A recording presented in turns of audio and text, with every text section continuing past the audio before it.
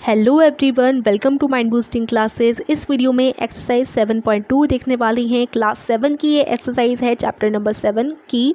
और इस एक्सरसाइज में हम देख चुके हैं क्वेश्चन नंबर 3 तक। क्वेश्चन हम कंप्लीट कर चुके हैं, अच्छी तरीके से पढ़ चुके हैं। आज की वीडियो में क्वेश्चन नंबर 4 और क्वेश्चन नंबर 5 हम लोग पढ़ने वाले हैं और समझने वाले हैं। तो शुरू करते हैं। उससे पहले अगर आपने हमारे चैनल को सब्सक्राइब नहीं किया so please do subscribe and press the bell icon so that आपको हमारे आगे आने वाली वीडियोज़ की नोटिफिकेशन टाइम टू टाइम मिलती रहे। तो 4th क्वेश्चन से शुरू करेंगे। इसमें आपको क्या बोला गया है, देखिए।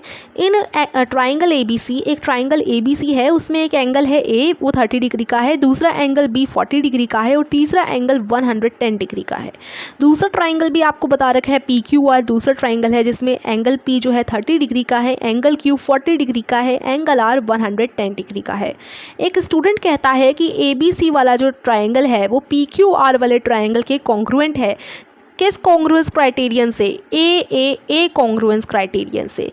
क्या वो जस्टिफाइड है? अगर है तो क्यों है, और अगर आपको जस्टिफाइड नहीं लग रहा उसका आंसर, अगर वो जस्टिफाइड नहीं है तो क्यों नहीं है, ये आपको बताना है। तो आप आंसर में लिखोगे नो।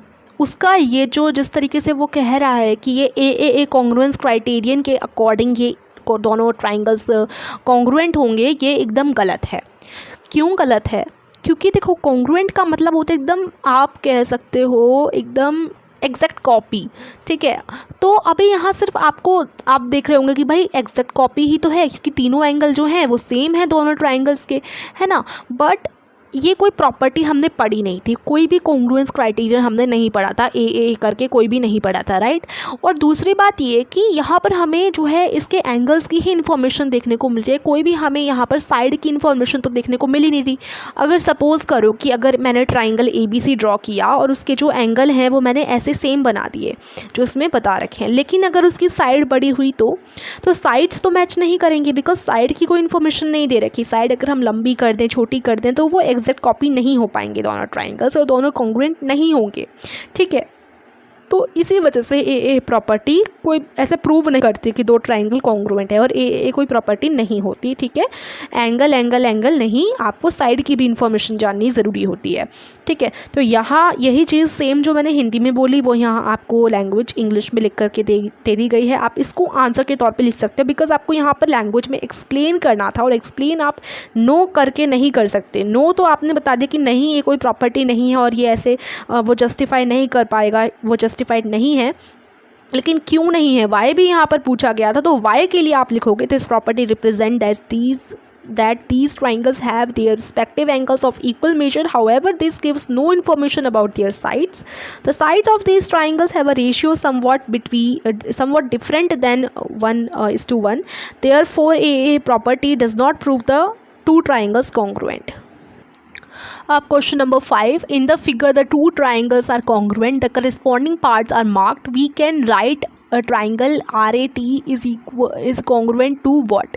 तो देखो, ये आपको एक फिगर दे रखा है यहाँ पर साइड में, ये फिगर है, इसमें दो ट्राइंगल्स आपको बता रखे हैं, दिखा रखे हैं, आई मीन, तो दोनों ट्राइंगल्स कॉन्ग्रुएंट है, ये आपको बता रखा है, ठीक है। करस्पॉन्डिंग पार्ट्स आपको मार्क करके दिए हुए हैं। करस्पॉन्डिंग पार्ट्स मतलब कि AR वाली जो लाइन है वो लाई करेगी WO वाले लाइन पर, ठीक है। तो आपको ऐसे मार्क कर दिए गए हैं, ठीक है। ये जो आप देख पा रहे हैं साइंस, तो ये मार्क करके आपको देखें, ठीक है।